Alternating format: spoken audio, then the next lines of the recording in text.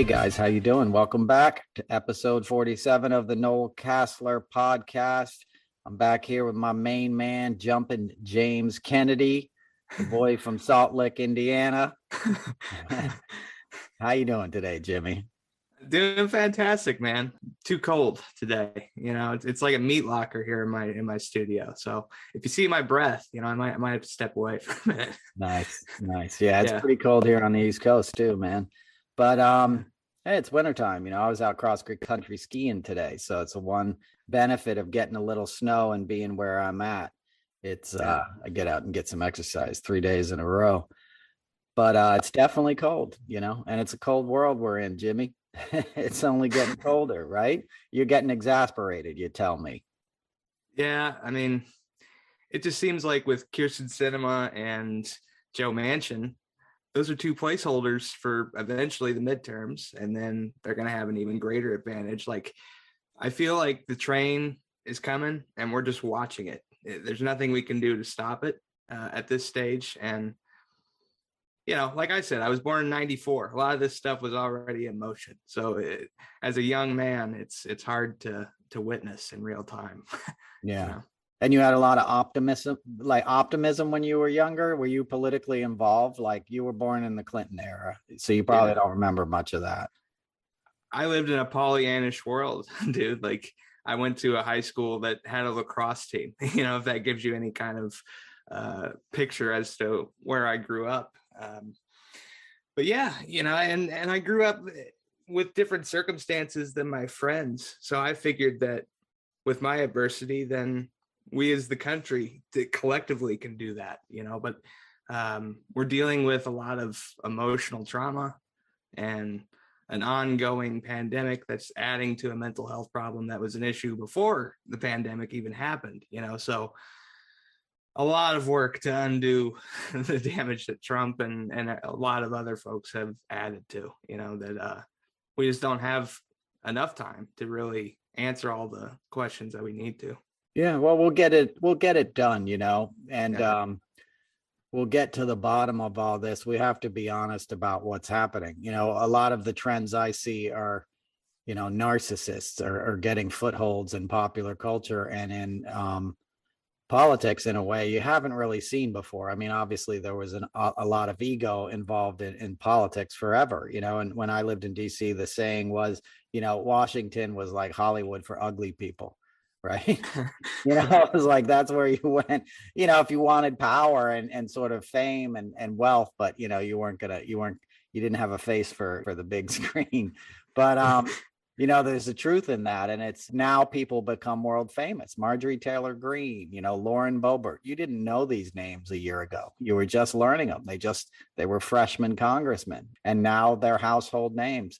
And that's a very alluring thing, especially when you can achieve office by making a video holding a shotgun or AR-15 or whatever the hell they're called, and, blowing up a bunch of props or a picture of Biden or whatever it is, and then you're famous, and then you can get these clearly like disturbed individuals like Madison Cawthorn, who was cleaning his gun this week. He was cleaning his gun in his congressional office on a Zoom call, which was a meeting of the Veteran Affairs Committee, which he happens to be on, right? And they were doing a hearing on these guys that are all sick now. They all have cancer and stuff from having to work on burn pits.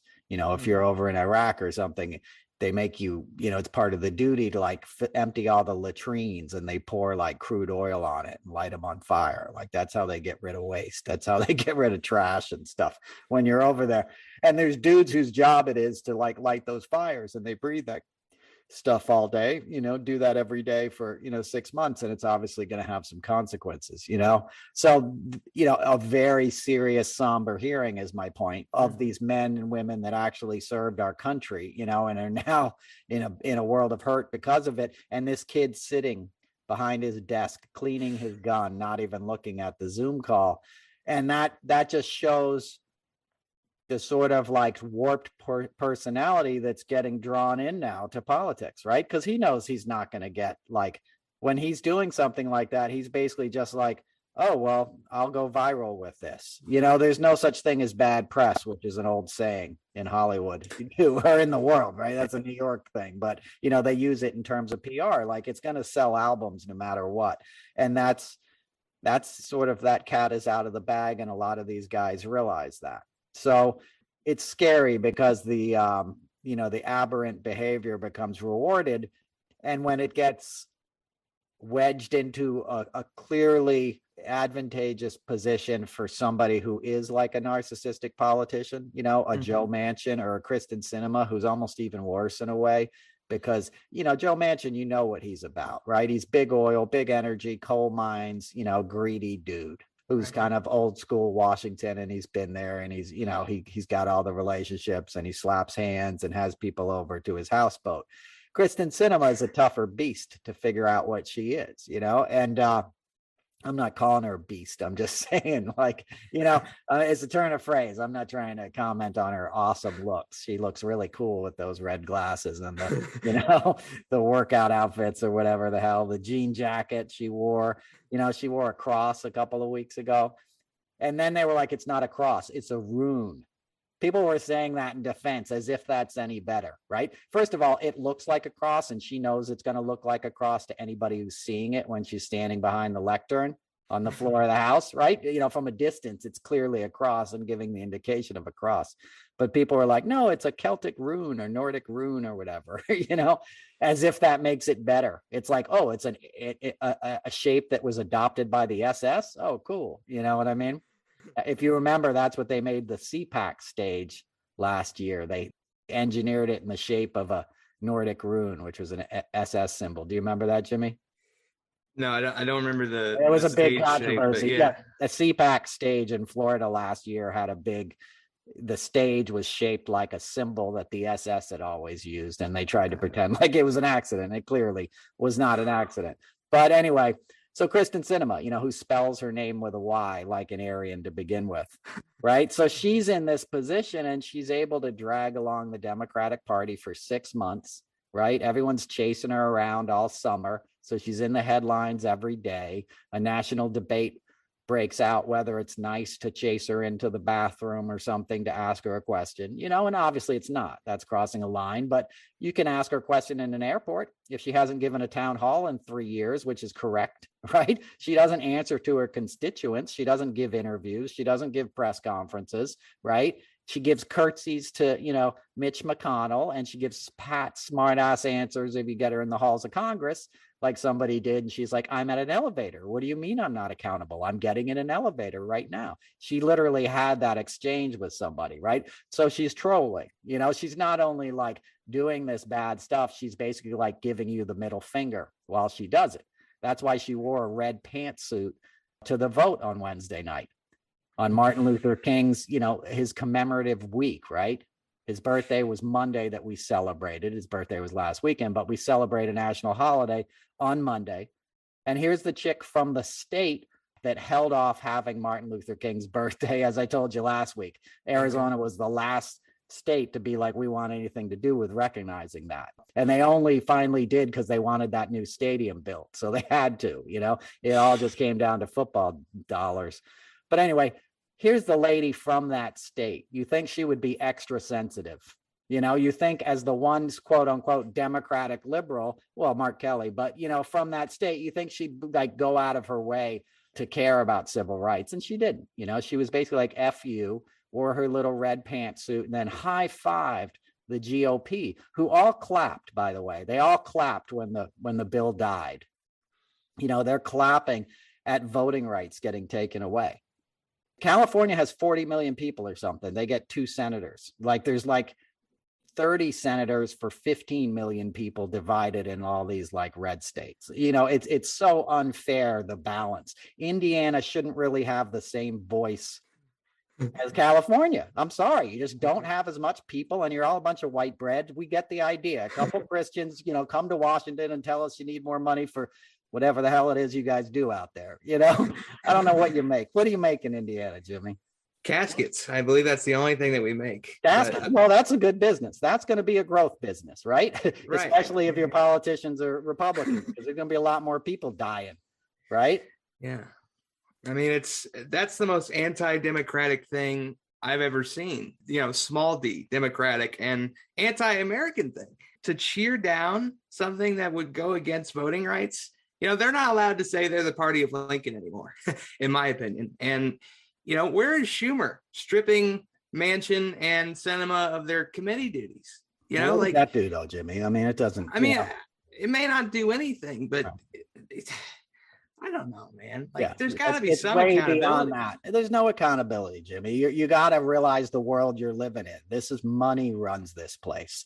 Okay, they're doing it because they're bought out by big interests. Who do you think's more powerful, the Koch brothers, or Chuck Schumer? The politicians just want to stay in their gigs. Nancy Pelosi and Chuck Schumer are good at going on Maddow and good at giving good lip service to what's going on, and they're great professional politicians. And I don't say that in a negative way. Like, that's how it used to work with those kind of people that knew how to rub hands and get deals done and make compromises and still, benefit from the perks of power, still have trading stocks and stuff, which Nancy Pelosi is all for. And some people are like, hey, maybe you shouldn't be able to trade stocks when you're in Congress, and in the Senate. But my point is, they're part of this old guard, and so is Biden. This stuff used to work. There used to be a right and a left team. It wasn't equal for all, and it was always sort of ripe for corruption, and it had corruption, but it never had gone off the rails. Mitch McConnell took basically all the power away from everybody else with Citizens United, and he allowed unlimited money to be spent on campaigns. So that let people like the Koch brothers go to places like Indiana and pick who they want to be the senator. Your boy Pence is no stranger to Koch brothers money.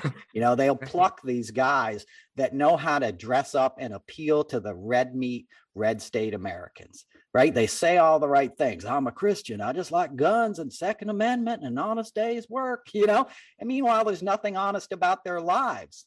There's nothing honest. They want a handout. That's the secret of these white Americans, is they don't ever really want to work. A lot of these rich guys. I'm talking about the politicians. I'm talking about somebody like Joe Manchin, who sees dollar signs. I'm talking about somebody like Kristen Sinema, who voted against the minimum wage increase that was in the COVID bill. That's the curtsy she did for Mitch McConnell. You famously remember last summer when she did a thumbs down mocking John McCain and a little curtsy. That was voting against guaranteed minimum wage of $15. And the fact that her whole shtick is how she grew up in a gas station without lights and running water and electricity and stuff. That was, you probably don't know, but if you read her Wikipedia, her bio, she claims to she grew up in Florida. She was born in Tucson and divorced and went to Florida. Her dad was a lawyer in Tucson. And then mom, married someone else, stepdad, and they lived in a gas station because he fell on hard times, and their parents are like, what? We never lived in a gas station, dude. We had running water, right? But she has this whole Horatio Alger kind of story, and cares about the poor, and then becomes, goes to Brigham Young, a Mormon university in Utah, and then goes back to Tucson, goes to school, gets a PhD, becomes a social worker, then goes to law school, becomes a defense attorney, then works in the Green Party with Ralph Nader, right? Becomes a state senator and then a representative, U.S. representative, and then sides with Republicans on things like no GMOs, not labeling GMOs in food, GMOs, genetically modified foods, right? It's you can't get an issue that'll piss off crunchy people more than that. Than genetically engineered food, giving me some crappy corn or whatever. So the same person who at one point had worked with Ralph Nader, now siding with Republicans on a bill like that is just, how does that happen in the same lifetime? How does somebody become that schizophrenic? And I feel like she clearly does have some kind of mental illness.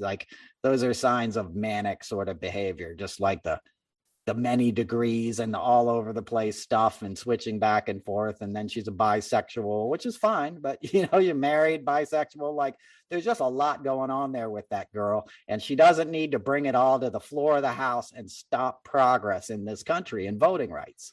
Right. She went and worked as an intern at a vineyard last summer, in the summer of 2020. She went to California and worked in Napa Valley as a paid intern while she was a senator to spend 2 weeks like making grapes for a guy who owns the vineyard, who was also owned a big pharmaceutical company and was one of her big donors. So it was clearly a way to just hang out with the elites sort of and pocket cash for her campaigns. She got like $1 million from Republicans this past summer into her campaign. So it turns out she wants to run for president. She probably figures she can get away with it. And that's what all the overtures to the Republicans are, and looking cute for them. And after, she claims to be a non-theist, right? So she when she was sworn in to the Senate, she asked to be sworn in on the Constitution, not the Bible, because she doesn't believe in God, right? Mm-hmm. But the same person 2 years later showing up wearing a cross, well, all of a sudden when she wants to run for president, right? Because they like God where you come from, Jimmy,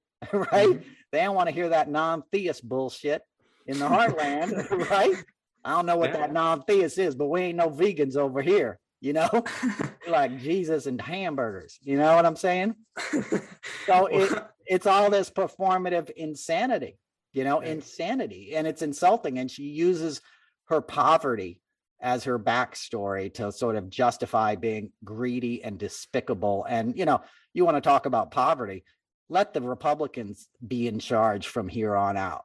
Let them take back the House and the Senate, and God forbid the executive office, and see how many Americans are living in poverty. Okay. Because you'll never see a dime again. You'll be digging in the ground for grubs. You'll be out there eating bugs all day like a chicken, Jimmy. Yeah, gotta stock up on the protein while I can for right now, man. I'm just saying they'll strangle you. They'll strangle this country economically. Trump was well on his way to do it, and we'll get into him in a minute. But that's what it's about. It's like giving you lip service and putting all the cash in my pocket. They're grifters. It's like televangelists. That's what Republican politicians are, because they make a huge amount of money off the dumbness of these people that buy all the BS.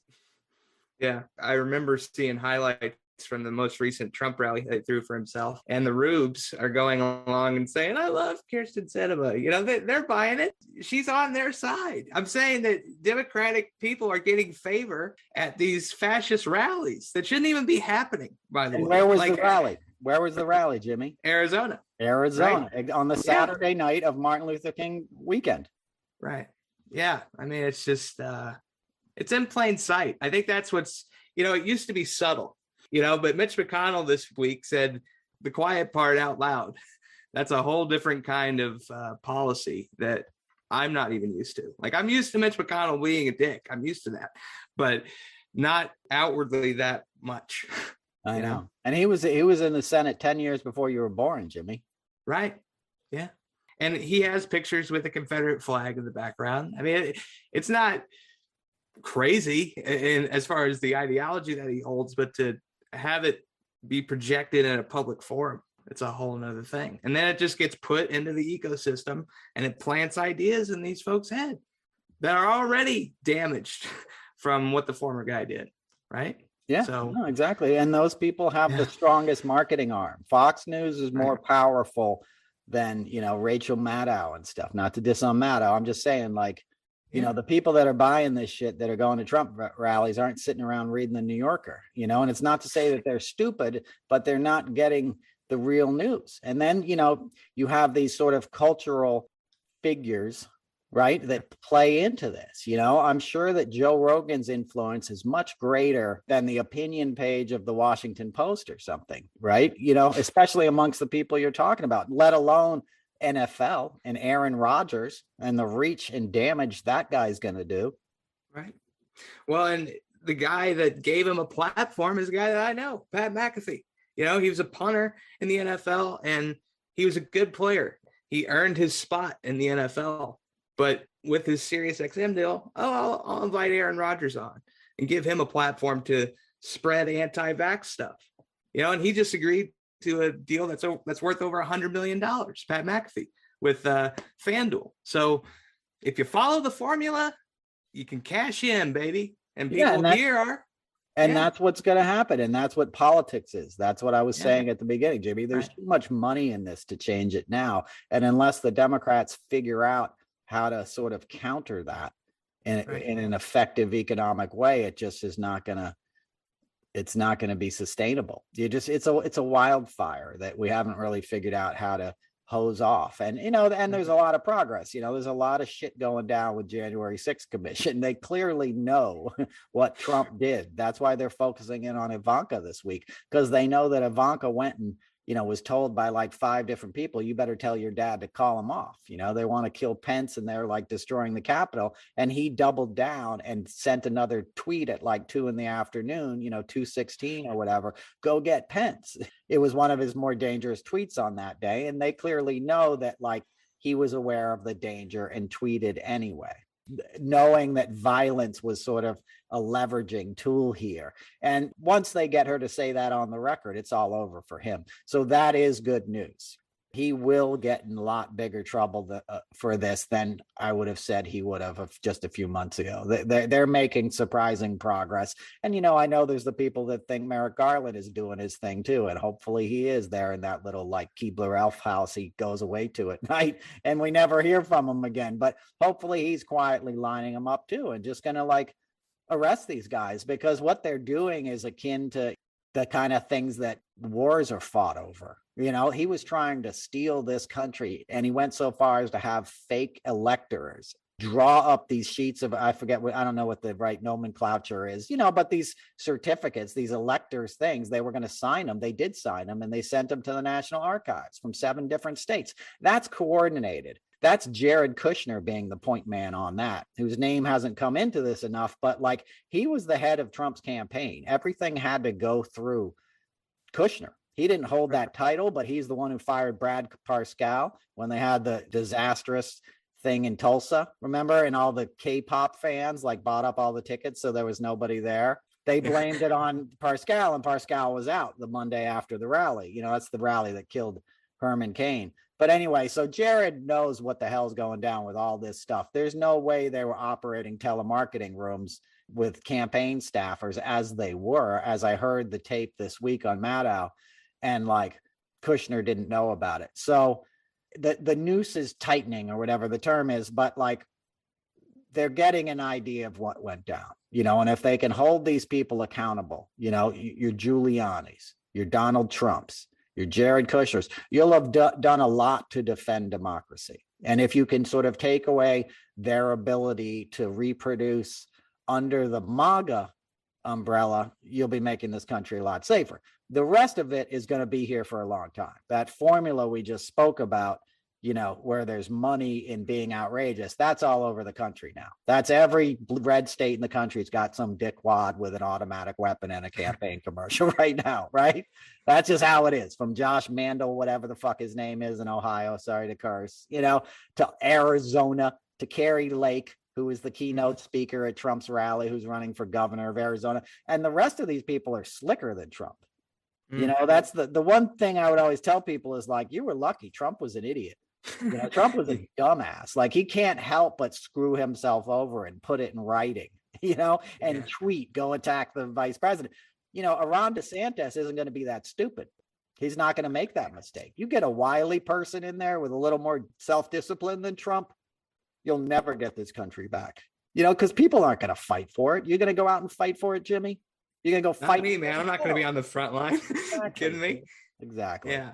Yeah, I mean, people say they will, but they won't. They want to live comfortable lives. That's why people look the other way now. Every American should be out in the streets on Thursday morning. We should have been out in the streets going, no, that's wrong. Voting rights for all Americans.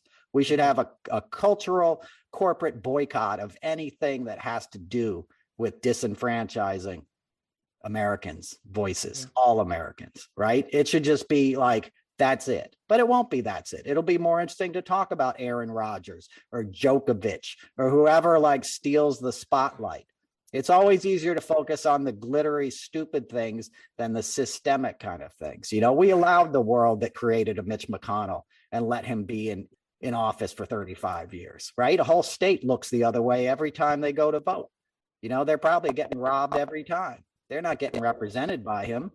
Right? He's not looking out for their interests. They're one of the poorest places in the country. You're screwed if you're born in one of those states. If you're not a rich kid, you're like at the bottom of the list. And that has real world consequences that people don't deserve. Children need to be born into abundance and healthcare and a shot at education and a better life. But these old guys that are bought and sold don't want to do that. You know, you're lucky. You were born into circumstances where your parents were able to help you and take care of you. Like, you don't want a world that lets people slip through the safety nets. I've seen it. You know, I've been around it. I touched that kind of stuff when I was a child. I see what people go through. And poverty stays with you for a lifetime, man. Yeah. Well, I have a lot of friends with disabilities where their parents vote Republican against their own interests, you know, going against things like healthcare and mask mandates so that their child can go to school and learn something, you know, like it's, and, you know, I watched the most recent Trump rally. Carrie Lake has a television background. She knows how to appeal to cameras and look presidential. Like, as dumb as these folks appear, they're from backgrounds that allow them to continue to sell the bullshit. Sorry to curse, folks, but like, as dumb as they are skilled dumbasses. Yeah, well, it's a game, you know, and Trump was skilled, a great sort of charismatic, like, freak, right? He's a freak, but, you know, he knows his hair looks stupid. He knows he's painted orange and stuff, but he knows you're going to talk about that and not think about the fact that he's stuffing his pockets with Russian money and grabbing some 16-year-old backstage, right? Because you're going to be like, oh, do you see his hair? Like, you know, he knows that. He's instinctual. And I don't mean charisma in a kind way. I just mean you can't look away. And that's what these politicians are like. You know, people are addicted to it. They're addicted to Marjorie Taylor Greene and what she said next and whatever, you know, and then networks pick up on that, right? And then HBO is like, let's have Bill Maher on and have Barry Weiss on there saying she's over the pandemic and she doesn't want to wear a mask like she did last night. So you give platforms to this ignorance, and now you'll never get people to really wear masks again, you know, beyond in sort of sensitive areas where, you know, people go out of their way to like sort of be smart. You probably won't get a lot of masks. That's why I'm not getting on a plane or anything, because it's just, you know, I don't want to catch it at this point, and I'm resentful of like the political like team went so far away from wearing masks, you know? Yeah. Well, and there was one lady I remember during the height of the Delta surge, and she was at the Indianapolis International Airport and was just throwing an absolute fit. Like, I don't know. At some point, I would think to myself, you know, maybe this isn't the best representation of me that I want to send to everybody else here right now. Like, I know we're dealing with an emotionally stunted group of people and folks that aren't very mature, but wouldn't you be tired of this MAGA stuff at some point? Or is it just something that they continue to feed on until there's nothing left?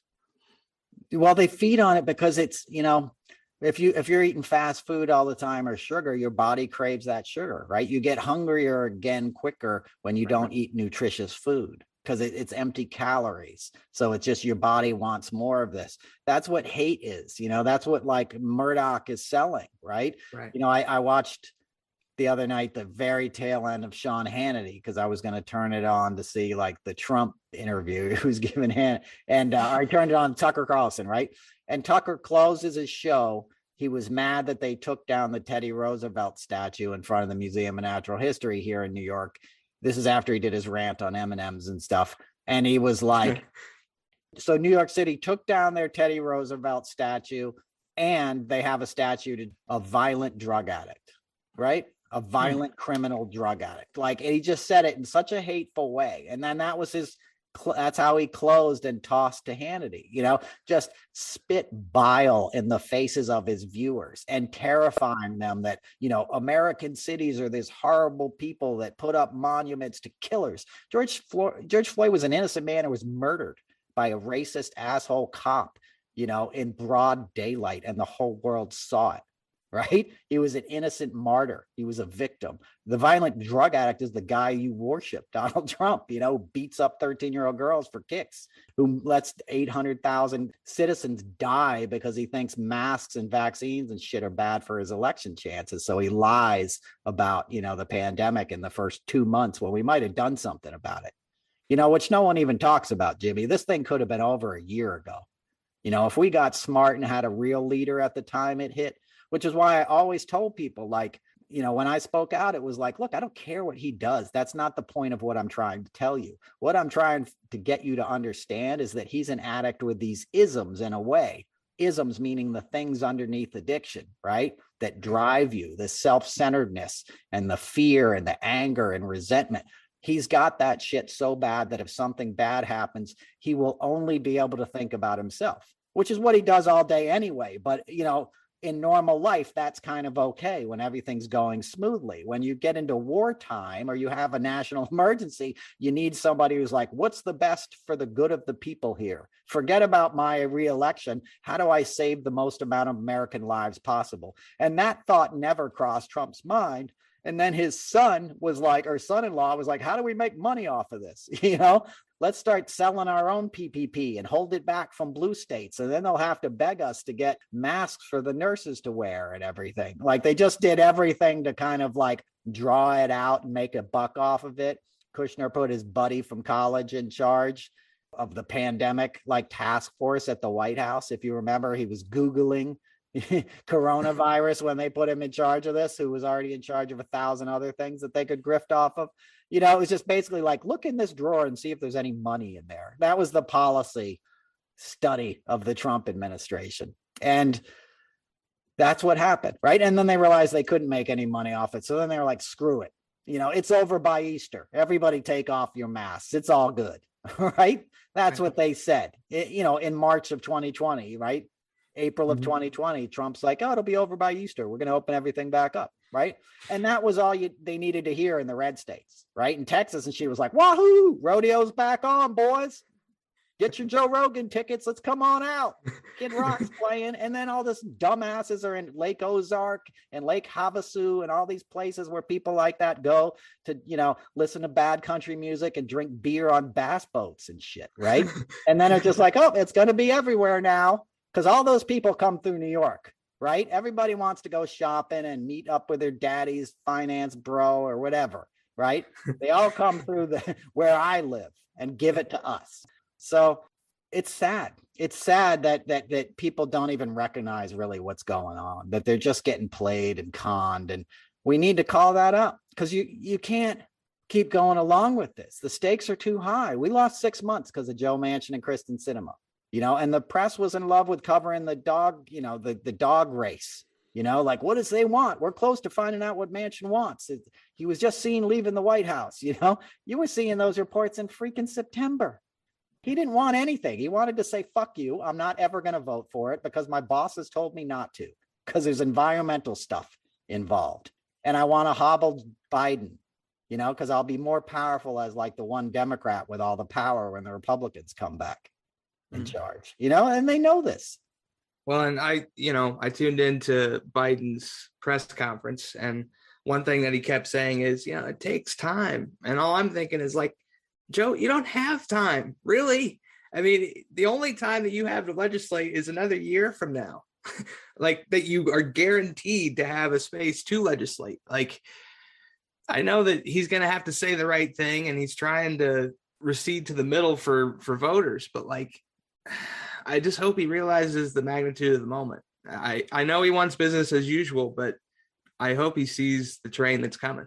Well, Biden does, Jimmy. I mean, right. Biden knows what's going on. He's just part of the old guard. Biden's right. not stupid, and he's been in the White House most of his, you know, right. most of the last 20 years. He's been in there in some capacity, right? He was there for 8 years as vice president. He knows the deal. He's just, you know, he's of a different generation. It's hard to like wrap around what's happening in the world right now because people aren't, you know, we're not used to seeing headlines like there's going to be war in Europe. You don't know what that looks like. That's why I was telling you to watch those movies, Jimmy, where you see tanks going across frozen fields and shit.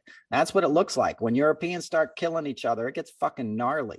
It's not like what you're used to in white America is kind of, oh, we're dropping bombs on brown people in the Middle East, right? People dehumanize that shit real quick. Right? They don't feel the same sense of sorrow if the folks that are getting blown up don't look like them. That's a sad fact of part of the ethno sort of like centric way that people think, right? That's why they have you dehumanize the enemy when you go to boot camp and all that kind of stuff. I don't know if they still do, but that's what they would do back in the day. You know, you go to Vietnam and stuff, they're not trying to get you to be all warm and fuzzy about the dude they're trying to get you to go kill, right? You know, and those movies I recommended you watch, you know, they don't even bring this up in those movies, but like Kurt Vonnegut, for example, would always talk about how it's kids that fight wars. right? Wars are fought by children. When you watch movies about World War II, it's John Wayne and these like 40-year-old looking dudes, like, in the tanks and stuff. In reality, it's kids, man. It's 18 years old, 20 years old, 21. Children. You saw that in 1917. That was what was good about, those were just like two dudes. That wasn't Rambo.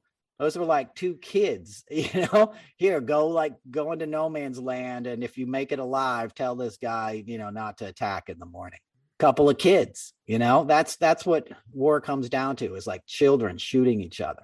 And I caught Dunkirk too. And when they were in that ship and it started to fill with water, like they started to turn on each other too. Like the gruesome parts of war is forever scarring to anybody that actually has to deal with it, and I think that's what scares me about the prospect of European war or civil war here. Like, it's one thing to play Call of Duty. It's another thing to have it happen downtown, away from your suburb.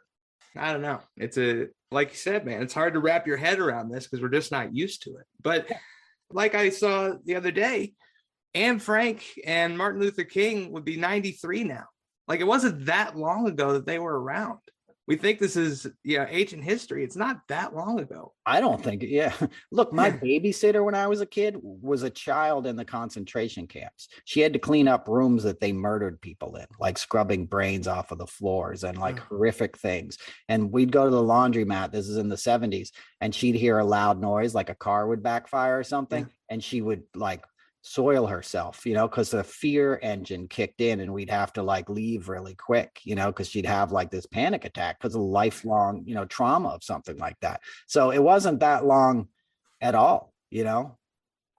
Like my family's Jewish, her family's Jewish, they lost family in that stuff. Like when I was a kid, they would have women who survived the concentration camps come speak to you in school. Like, these horrors are unspeakable, and they weren't that long ago at all. And the country that did it, the Germans that looked the other way, like the Nazis were awful. They were all awful that went along with it. But a lot of them just kind of looked the other way, became apathetic to what was happening to their neighbors. And that was a highly educated country. Germany in the 30s compared to like Alabama or one of these places that are going in for MAGA now, it's not even a fair fight, which should terrify everybody intellectually, right? Because these guys were swayed by the same crap they're selling MAGA. It's the same rhetoric that Tucker Carlson is telling people every night, the same authoritarian BS. It's the same crap Hitler used. He said, like, after World War I, that Germany was weak because from inside, Jews and communists had sabotaged the economy and stuff, right? You hear that same language in MAGA. Marco Rubio tweeted like left coastal elites or something. Like, he used some term which was basically, you could tell it was just like code for Jewish people. It was as anti-Semitic as hell. Last Saturday, you had a freaking temple, a synagogue in Texas. People got held hostage in there. The amount of anti-Semitism that's happening in this country makes me sick to my stomach. And it should make every American sick to their stomach. So we should put like an end to all this. And too many people aren't. And too many people are living comfortable lives in these states where their leaders are clearly vying to be dictators. Ron DeSantis clearly wants to be like a Führer. The guy wants his own police force. He just fired a public health administrator because that guy told his people to get vaccinated. When he found out that only like 30% of his office has been vaccinated, he was horrified. And he sent out a memo and said, you guys need to get vaccinated. And they fired him, and they're considering pressing charges against him. This is a state health official. Right. And that's how the governor is punishing him for, siding with science. So it's terrifying. It's terrifying because we're a bigger country. We're an angrier country. We're a meaner country. And we have a hell of a lot more guns in it than any nation has ever accumulated in the history of mankind. I don't think we've ever had a nation that had 440 million guns in it. That's terrifying. And that's happening because of the same interest groups, the NRA, the GOP. Right? These whack-a-job politicians that come in here and want to grift and make a lot of money. Yeah. Well, and it kills me too that with DeSantis especially, you know, you had that woman run the private website that was giving the real numbers in Florida. Like, we're never going to know the full extent of how bad COVID was in certain places because they're just not documenting it. Not that we need to have, I mean, we should, for the record. It's tragic either way. I'm saying that their complicity in tragedy, it's not what I grew up with George W. Bush, and he was a Republican. He showed up on 9/11, and we were all proud of him because it was the time that you needed to unite the people. But as you said, man, a lot easier to identify, you know, Al-Qaeda than MAGA. MAGA is a homegrown version of Al-Qaeda at this point. Yeah. And, you know, we were talking about what's happening in Ukraine. You know, Tucker Carlson is siding with Putin, and he's putting that propaganda out to Americans every night. So they have a big, you know, influence. So what do those Americans say if, God forbid, the situation gets worse in Europe, right? And it's not just guns that we're sending. You know, what if we have to send troops to like occupy some of the countries around Ukraine after it falls, like we did in Germany? We had 300,000 Americans there, you know, to keep them from getting invaded by Russia after World War II. So like the commitments to peace and international diplomacy when you get in times of war, especially war in Europe, require a great cohesiveness and a great sense of leadership and sacrifice that Trump broke this country into probably ever making.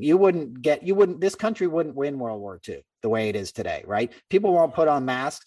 They're not going to like ration metal and not use tin and stuff like that. You know, they're not going to not go buy jeans so we can save the fabric for uniforms and the myriad things, the sacrifices. You know, my stand-up act, this is what I talk about. You know, 20-year-old women would leave their homes in the Midwest and go out to Portland and work in shipyards, riveting all day long and night. It's just girls. They've never seen the ocean, and now they're working on the side of the boat. You know what I mean? In a factory, like riveting, badass stuff. Heroes. The American people became heroes for the war effort. Now we'd be like, nah, I ain't doing it. You got quarterbacks who are like, I'm not getting vaxxed if I have to like wear, you know, I don't want to wear a mask. I don't want to get vaxxed. He was like attacking the CDC. He just went off. Aaron Rodgers just had this other crazy interview with ESPN. You probably didn't hear about it yet, but like just a nutbag, you know, and the NFL 2 days ago was like, yeah, we're not going to test the non-vax players anymore. We're done with daily COVID testing because they know his ass is going to get in the Super Bowl and they'll look too bad doing it. Right. So they said it like yesterday instead of after they beat the 49ers or whoever the hell they have to play to get there, you know? So the NFL got in front of it because they know the motherfucker's probably going to test positive. Right. And they won't have this big imbroglio on their hands. So they've already changed the rules to compete with, you know, an anti-vaxxer quarterback who's a marquee name. That's dangerous. That's a dangerous message because, you know, most people are smart enough to know Aaron Rodgers is an idiot, you know, but like Packers are gods in places like Wisconsin, which is a huge swing state, which was one of the states that tried to cheat the most, right? That's where they had the Republican electors. So those people aren't going to see him as an idiot. They're going to say, hey, that makes sense. I love Aaron Rodgers. I think he is smarter than the CDC, you know, which is basically what he said. He was like, nobody should trust the CDC. My point is, and you have that kind of internal fracture and it's being like spurned on by these huge corporate interests that nobody really wants to look at or talk about. It's dangerous. And none of us have ever seen what happens in a world like that. And you have to be very discerning in how you get your information now.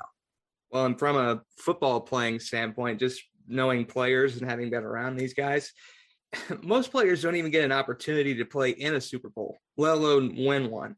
So for Aaron Rodgers to be arrogant enough to say that he's being silenced during a 29-minute long phone call on ESPN and to say that he's not going to play in the Super Bowl because he doesn't want to get vaxxed, it's so insulting to the teammates that might disagree with him that I hope that it plays out on the field. I don't wish him ill will, but like, if you're a teammate, how do you protect a guy like that?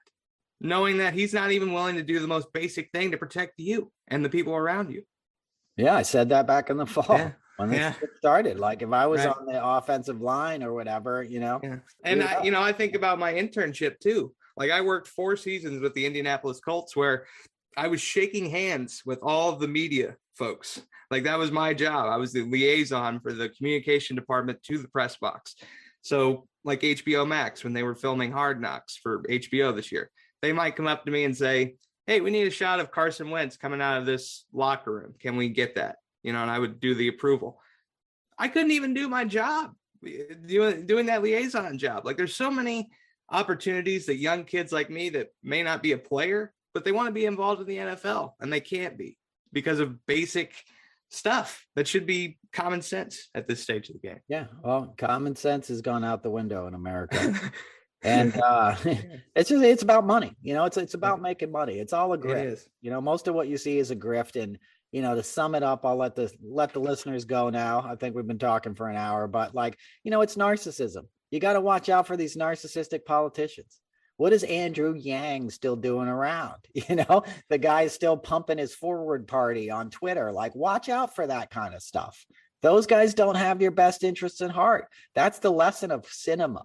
We should have learned it with Tulsi Gabbard, and we should have learned it with Jill Stein and all these spoilers that show up. Ralph Nader stuck his nose in. So did freaking Bernie Sanders. I know people get mad for that, but when it becomes about the politician and not the people, you got to watch out, and it's just like, it's so easy to grift in this climate on the left and the right. Everybody's like, follow me, support my pack, do this. Can I get some retweets? Like, everybody's addicted to it. Everybody's a narcissist, right? Everybody's like, here's my selfie. Yeah, look at me, like me. We all hunger for that digital, hug that is just empty and meaningless. It's binary. It's 1 or a 0, right? Mm-hmm. But it makes you feel like you're connected. And we're living lives that are so isolated now. Everybody with a brain is kind of laying low. So you don't get to be out in a community. You don't get to go to the town hall and see your fellow citizens and, listen to music and break bread and do all the things that make us feel better. So you have to be wary of things that prey upon that lack of need. Join my family, join my movement, all this, followers. The whole thing is like social media was set up like cults. I don't want followers, I'm glad that people listen and stuff, but don't follow, follower. I'm not a cult leader. You know what I mean? Yeah. Like Gillen, don't follow leaders, watch your parking meters or whatever, beware of the people that tell you they have all the answers. And I certainly don't have any, and I know half my act is sort of preaching at people, but this is just what I feel, what I see. And the world's a beautiful place, Jimmy. I was out in it today, I was out in sunny and blue skies and cross country skiing through hills and stuff. And, if you can't do that because it's too cold out, you got books, you got adventures, you got other people's experiences. And the best thing about that is that you learn something about what somebody else has gone through. That's what I was saying about those war movies. We have short memories in this world. That wasn't a long time ago, and it was a world of freaking hurt. It shouldn't be cute. There shouldn't be people co-opting the signs of fascism and anti-Semitism and stuff, but that's what Trump ushered in. He was the most anti-Semitic racist dude I've ever met. And everyone knew it, but he was a cash cow for the network. So, Jeff Zucker, who's somebody you would think would be against anti-Semitism, right? Was like, nah, Trump's my guy. Kushner, is an Orthodox Jew. He knows right. Trump's an anti-Semite, but he was corrupt himself, and it's just scary, but hopefully we'll get some answers. January 6th is going to do something. I know everybody's feeling stressed. I know there's a lot of mental health issues going on. It's heavy times. There's a lot of great spiritual stuff out there. Thich Nhat Hanh just passed away this week. He was a contemporary of Martin Luther King. You might not be familiar with him, Jimmy, but he was a Vietnamese Buddhist monk who was an anti-war sort of figure, and then he became a spiritual teacher. So he's like the Dalai Lama. He's written all these books, very equivalent to the Dalai Lama. And just if you ever Google him, and you'll see what I'm talking about. But guys like that, he would famously say, there is no birth and there is no death, right? It lives on. Love lives on. Wisdom lives on. The things that matter can't be extinguished, and they can't be taken away. What can be taken away is your ability to manifest those things in your own life, because you're worried, because you feel fear, because you feel self-centeredness, because you're like, everyone needs to like me. How about letting them like somebody else? right? How about like wanting the other guy to get the break instead of yourself getting the break? You know, we're in a society where it's all competitive and capitalistic, and I got to get mine and I got to make it. Help somebody else's dream come true. That's how you help your own dreams come true. I learned that from Oprah, you know, and Oprah don't steer you wrong, except for Dr. Phil, you know, and Dr. Oz. But beyond that, no, but I love Oprah. But you know what I'm saying? Like do unto others. That's what we need to get back to. That's how our collective dream will come back into consciousness, is when we learn how to start treating each other with the way we miss being treated ourselves.